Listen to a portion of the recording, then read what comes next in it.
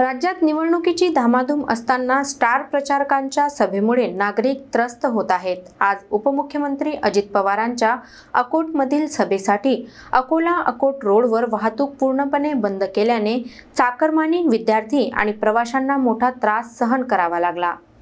अकोट तालुक्यात आज राष्ट्रवादी काँग्रेस पक्षाच्या सभेकरिता उपमुख्यमंत्री अजित पवार अकोल्यावरून अकोट दिशेने रवाना झाले। त्यांच्या आगमनाच्या पार्श्वभूमीवर पोलीस प्रशासनाने अकोला-अकोट रोडवर कडक बंदोबस्त ठेवला। मात्र हा बंदोबस्त नागरिकांसाठी त्रासदायक ठरला। सकाळच्या गर्दीच्या वेळी ठिकठिकाणी बॅरिगेड्स लावून वाहतूक रोखण्यात आली। कामावर जाणारे कर्मचारी, शाळा कॉलेज गाठणारे विद्यार्थी आणि रुग्णवाहिका मार्गस्थ होणाऱ्या वाहनांनी थांबावे लागले। अनेक जण रस्त्यावरच अडकून पडले होते। प्रवाशांच्या चेहऱ्यावर स्पष्टपणे नाराजी उमटली। नागरिकांनी विकासाच्या सभांचा फायदा काय जर सामान्य जनतेलाच वेठीस धरले जात असेल, असा प्रश्न उपस्थित केला। प्रशासनावरील रोषही उघडपणे व्यक्त करण्यात आला। पोलिसांनी सुरक्षा कारणास्तव वाहतूक बंद केल्याचे सांगितले। मात्र अचानक लावण्यात आलेल्या निर्बंधामुळे गोंधळ निर्माण झाला। निवडणुकीच्या नावाखाली नेत्यांच्या सभांसाठी नागरिकांच्या दैनंदिन जीवनात निर्माण होणारी अडचण हा आता वारंवार दिसणारा प्रकार बनला आहे।